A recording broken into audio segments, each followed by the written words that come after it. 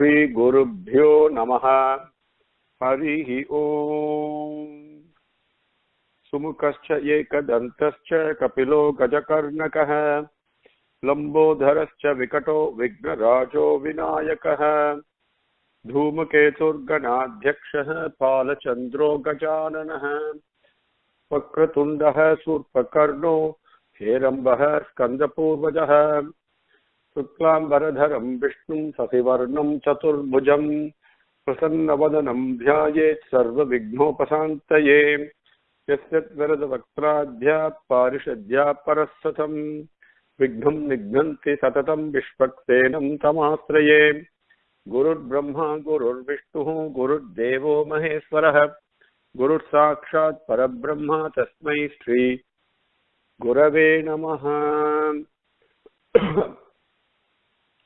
Sachidananda Rupaya Krishnaya Aklishtakarine Namo Vedanta Vedhyaya Gurave Buddhisakshine Krishna Dvaipaya Namvyasam Sarvabhuta Hiteratam Vedabcha Bhaskaram Vande Samadhi Nilayam Munim Sahasramurte Purushottamasya Sahasra Netranana Padabahoho Sahasranamnam Stavanam Prachastam Niruchyate Janma Jaradi Shantyai. Now, with Bhagavan's grace, let us continue from where we left off last time. We came up to Maharshihi Kapila Acharya Kritagno Medini Patihi. Up to that point we came. The previous Slokam. Ajo Maharga Swabhavyo Jita Mitra Pramodanaha Anando Nandano Nandas Sathya Dharma Trivikramaha Maharshi Kapila Acharya Kritagno Medini Patihi. Next one is Tripadas Tridasadyaksho Mahasringa Krutanta Krut. Tripadaha Tridasa Adyakshaha Tridasadyakshaha Mahasringaha Krutanda Krut Kruta Anta Krute. So Tripadaha, as you can understand from the name, during the Trivikrama Avataram, with 3 steps. Not only did he cover, in our sense of understanding, we always look at it physically. He covered the universe, the physical universe, then the Swargalokam, the mental universe. But then beyond that, he also absorbed and covered and conquered. Conquered is the wrong word, but he put that thing in its place, which is the ahamkaram, by putting his foot on the top of Mahabali's head. Now imagine what a blessing it will be if the same thing were to happen to you and to me. If Bhagavan places his foot on top of my head, what happens to my ahamkaram? What happens to all the 6 enemies I have? Everything gets pulverized, everything gets eliminated, everything disappears instantly. And while I put my head on Bhagavan's lotus feet, that is one thing.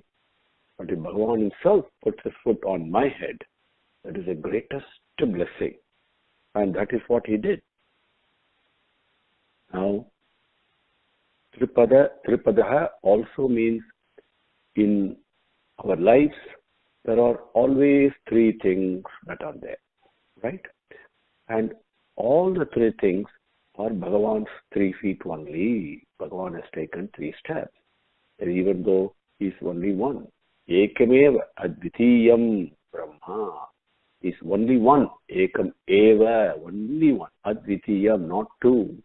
Okay, that Bhagavan, how is he manifesting? How can I experience him?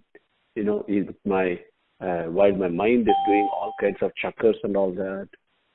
First of all, everything in my life, what is taking place? There is always, I'm seeking happiness. There are objects, there are things in the world that give me happiness. I seek happiness. while I'm enjoying it, I'm happy. Even though they're all temporary, I cannot deny the fact. It is not the truth, but it's a fact that something gives me happiness, so I seek it and I enjoy that happiness. Then the happiness goes away. That is another thing. So the objects, that the various things in the creation that gives me happiness, and the enjoyer of the happiness, which is myself. In this case, it happens to be my mind, right? And then there is one who is controlling all this, right? The Nataka Sutradhari. So all the three are present in my life at every point. And Prakriti, Purushan, and Iswaran. So these are the three entities that I'm always living in, right? Not the past, the present, future. All these are my imaginations. But what is happening here is the Prakriti, the Purushan, and the Iswara. All the three, Bhagavan says, when he took the Kapila Avataram, Swami took Kapila Avataram, the thing is, he explained. He says, in this world, in your life is not just to eat and sleep and make merry. No. It is not that at all. See what is happening. There are three elements there. One is the Prakriti. Then there's the other one, the Purusha. And third is the Iswara. Right? So to explain all this, Bhagavan took the Kapila Avataram. So Tripadaha. Same way, when we say Omkaram, there is Akaram, Ukaram, and Makaram. And finally, the Nisabdham, the absolute silence. So all these three things, the Akaram, the Ukaram, the Makaram, the Prakriti, Purusha, and the Isvara, they all, even there is something even beyond that, which is that Nisabdham. So these three, this teaching has been given to us by Kapila. Bhagavan took the Kapila Avataram. So Tripadaha denotes the Kapila in this aspect. Then Tridasa Adhyakshaha. Tridasa Adhyakshaha.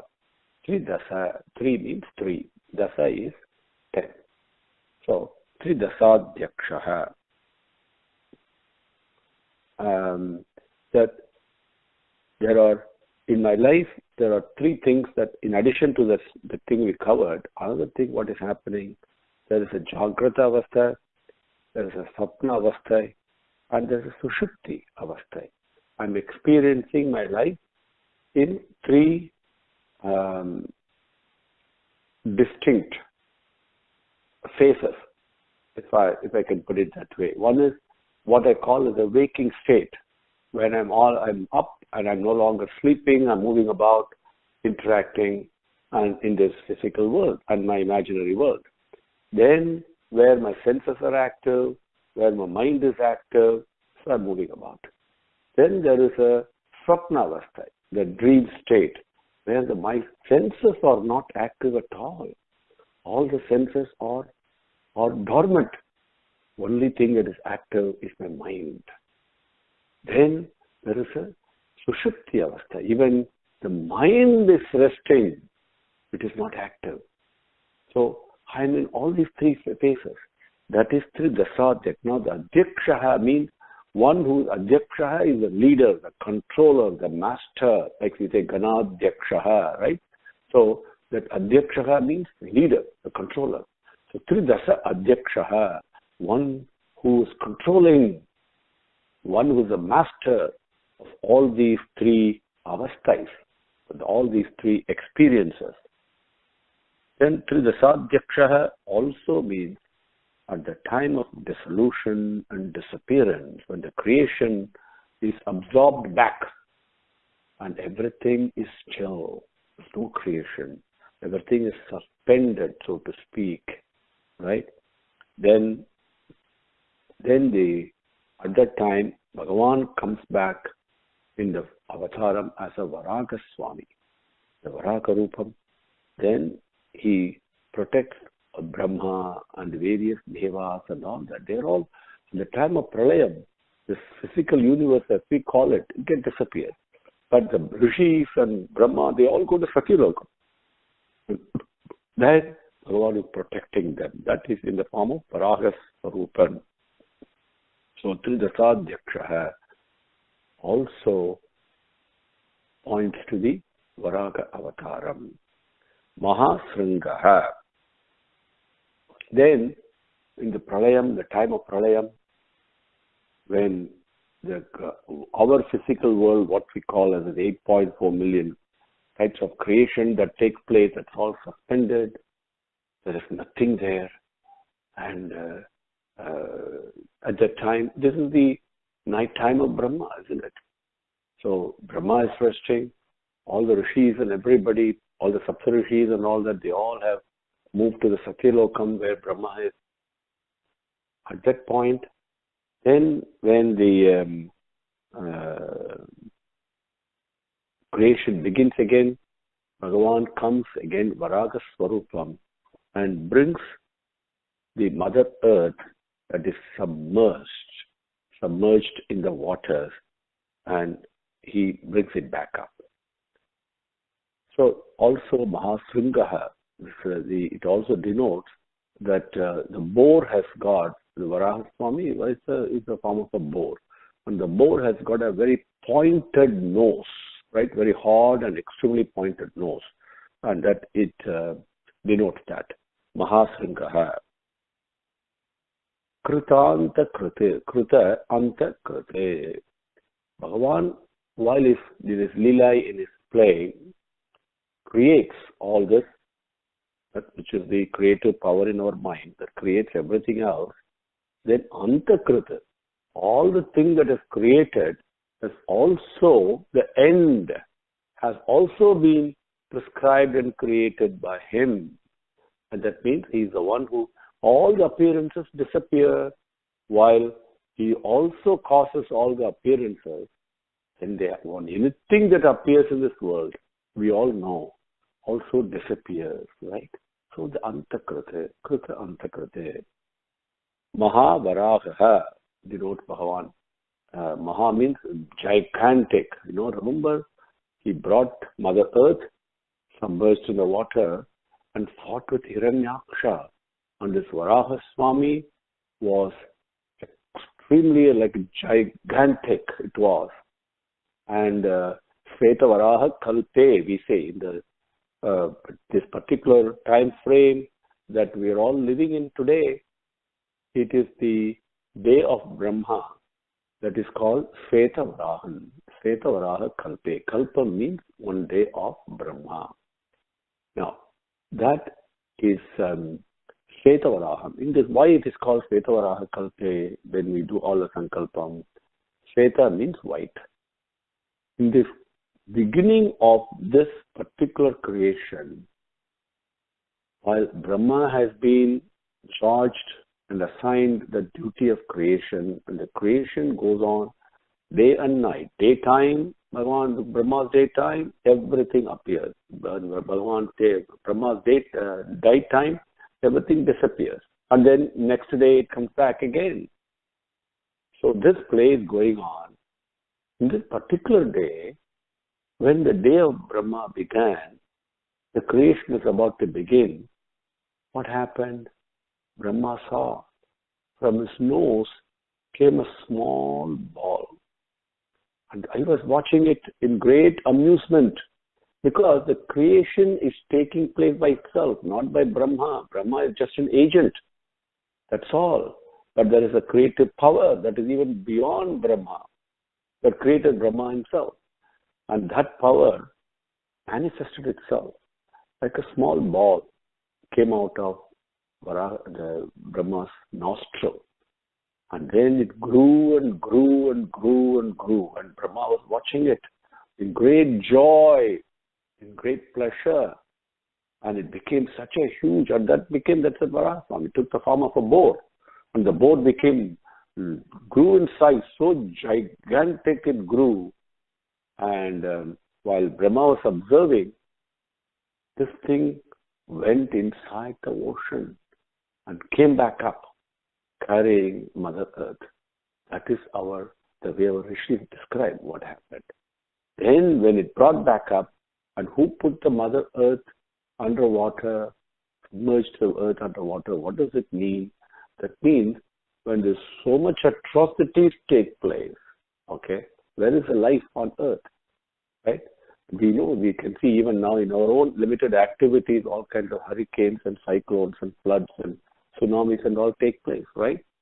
So when it goes to the extreme, the whole earth gets submerged. And who was causing all these evil activities and violence and cruelty to everything, absolute adamic behavior, was Hiranyaksha. So when the earth got submerged because of him, of his activities. So when Varahaswami brought it back up, naturally he was angry. How dare you do something that go against what I did?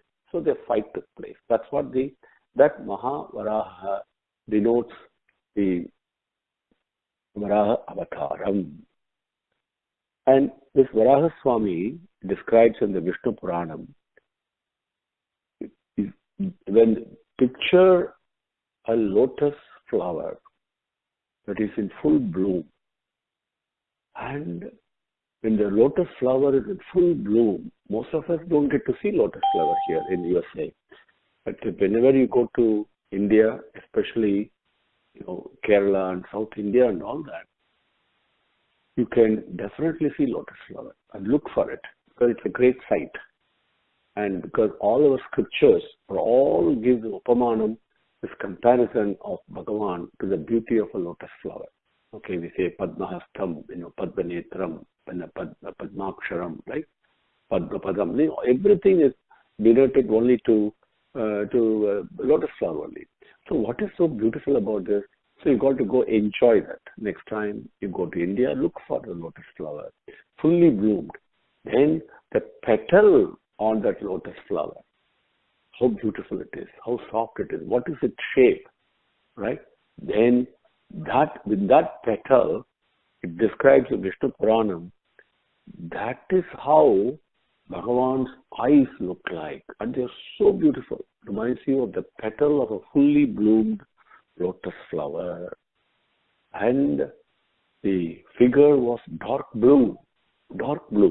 That is how Mahavaraha Swami is described, and how he brought the Mother Earth from underwater.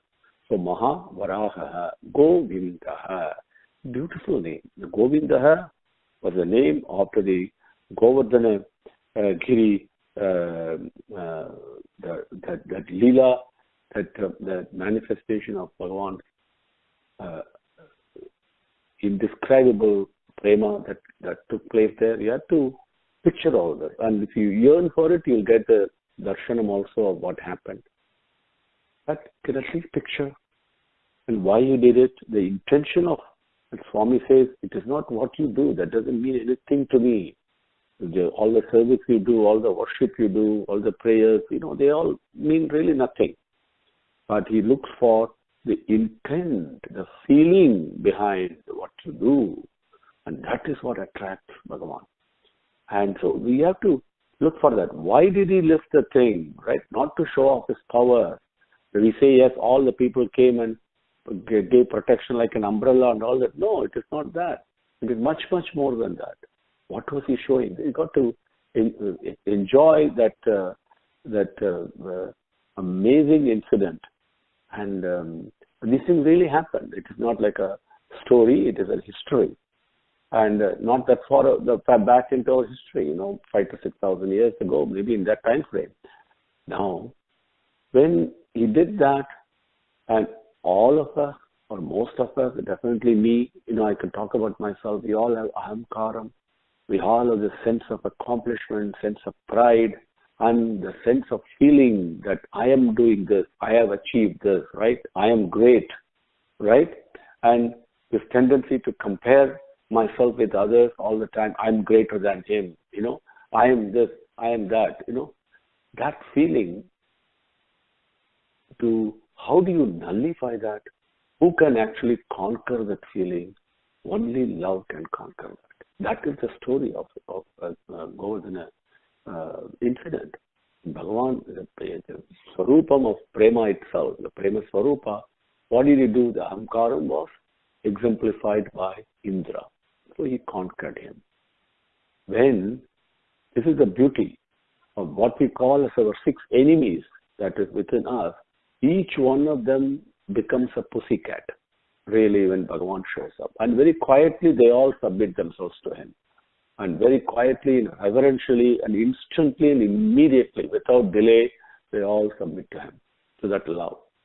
And when Indra, when this thing, Ahamkaram, right, when that was conquered, as an example, that how I must conquer the Ahamkaram I have by applying the medicine, the dosage, the ointment of prema, then Ahamkaram will go away automatically and immediately. When that happened, how did Indra address Bhagavan Krishna, small boy, young boy, just picture, and he submitted himself instantly and said Govinda. So the Nama, the name was given to us by Indra himself. As Vyasa Bhagavan says, Bhishma says in the beginning of Vishnu Sahasranamam that we covered a while ago. Bhishma says there are so many names that rishis have worshipped and ascribed to this entity, this Bhagavan, this Jagat Prabhu, out of which I will give you a few, I'll share a few with you. That's all he says, right? And so this was given by Indra. Now, what does Vindaha? Vindaha means to obtain or to cause to obtain. Both meanings are there. So, Go Vindaha. Go has got 4 meanings in Sanskritam. First is, Go denotes Vedanta. And so one who is attainable, one who is knowable, experienceable through the teachings in the mantras of Vedas. That is Govinda. And one who is also attained, not only who is revealed through the mantras of Veda, but one who is also obtainable and embraceable through the mantras of Veda, Vedic mantras. So that is Govinda. Then he said, just saw the Varaha Swami instance that where Bhagavan, the Varaha Avataram, Go also means Mother Earth. So he brought back and we attained the Mother Earth through the Varaha Swami. So he's also Govinda, because when the earth disappears underwater, this is what it means when it gets submerged. Then to get it back and to obtain it, this is what he did. So Govinda. Because of that, I am known as Govinda, is what Vyasa Bhagavan says in Mahabharata. Then Go also means the cows that we know of, right? That story of Gopala, the Govinda, right? That we know. We all know that, and we can picture that, a beautiful, beautiful, very extremely sweet relationships we can develop with Swami. Then the 4th meaning of Go also means the word, the sound, not the word, but the sound, the sabdham that I create. Not only me. There's so many types of creations.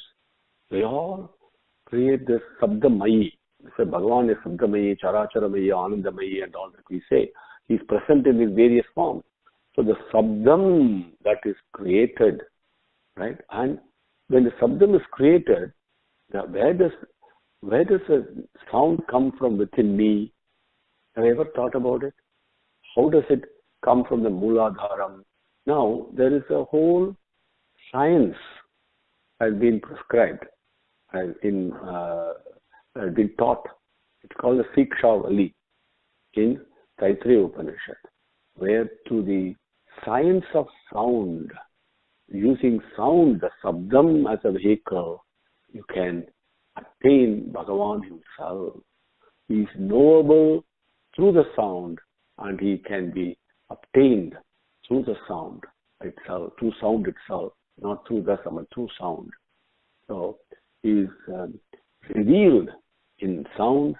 He is also obtainable and embraceable through sound itself. That is Govindaha.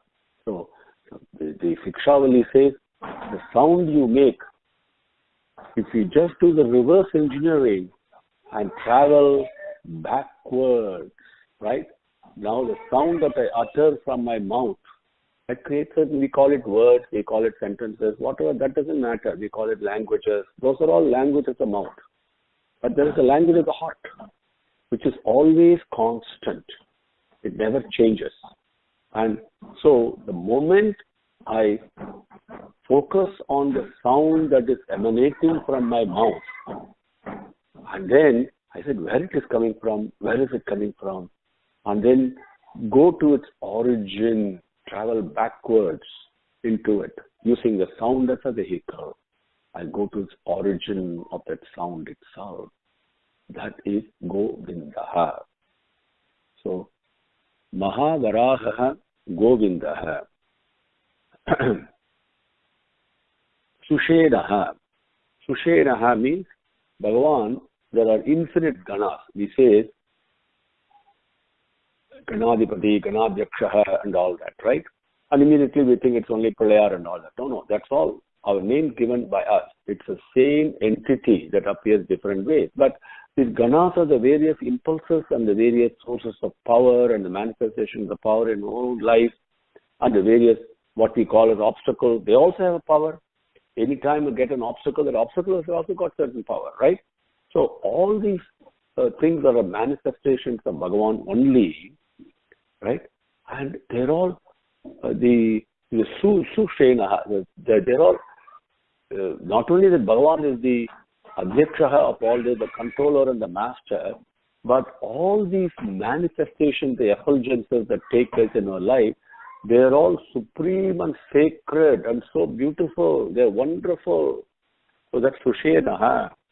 So he's got, you can call it as an army of these effulgences, if you would. And they're all wonderful and amazing effulgences, each one of them. And so he has got this army of this wonderful effulgences, if you want to call it that way. And not only, why is there an army of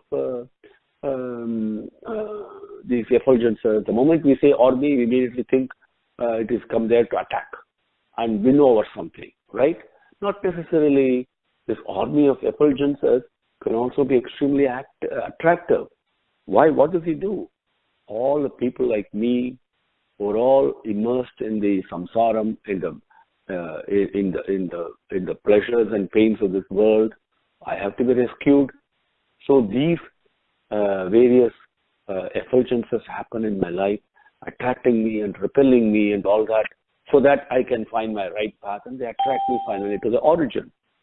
Same way, people who have attained freedom, who have attained sadhana, through sadhana, spirituality, and purified their mind, it attracts them. And also, there are souls that live in constant company of Bhagavan.